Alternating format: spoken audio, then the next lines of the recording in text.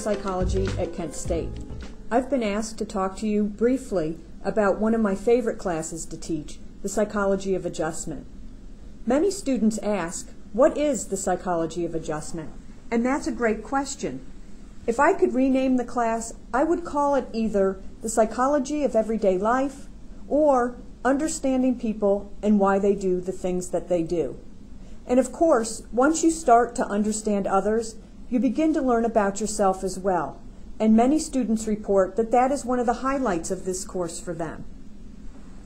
In this class, we spend the semester examining what psychology has learned about the factors that contribute to people doing well in life and the factors that are associated with people doing poorly. The ultimate goal, of course, is to find ways to put this information to use to make life better for all of us. The topics that we cover have relevance and application to many aspects of everyday life, including people's work lives, their social lives, and their personal lives. A sample of the topics we cover include things like stress and coping. We look at the sources of stress and also at the impact that stress has on our physical and psychological health. We also look at the many ways that people try to manage their stress, sometimes successfully, and of course, sometimes not. Similarly, we look at what we know about the role that psychological factors play in the onset and the course of physical illness, again, with a focus on learning things to help people stay healthy.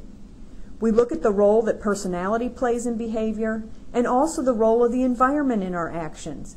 And in fact, most students are quite surprised to see the data that shows just how much of our behavior is determined by the specific aspects of the environment around us. For example, the environment plays a huge role in the types of foods that we eat and the amount of food that we eat. We look at some of the interesting ways that people distort reality to feel better about themselves, and also at the assumptions they make about the behaviors of others. And as you can imagine, these assumptions are often distorted and inaccurate as well. We spend some time looking at the positive and sometimes negative ways that interpersonal relationships, such as friendships and marriages, impact who we are and how we are doing. We usually end the semester by reviewing some of the more common and some of the more unusual psychological disorders. We also do a quick review of the treatment methods that have been shown to be beneficial to individuals struggling with these disorders. In summary, I think you will find that the Psychology of Adjustment is an interesting extension to the things you have learned in general psychology.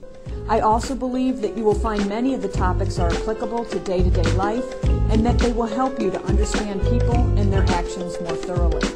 And who knows, you may even learn a little bit about yourself in the process. Thank you for your time, and I hope to see you next semester.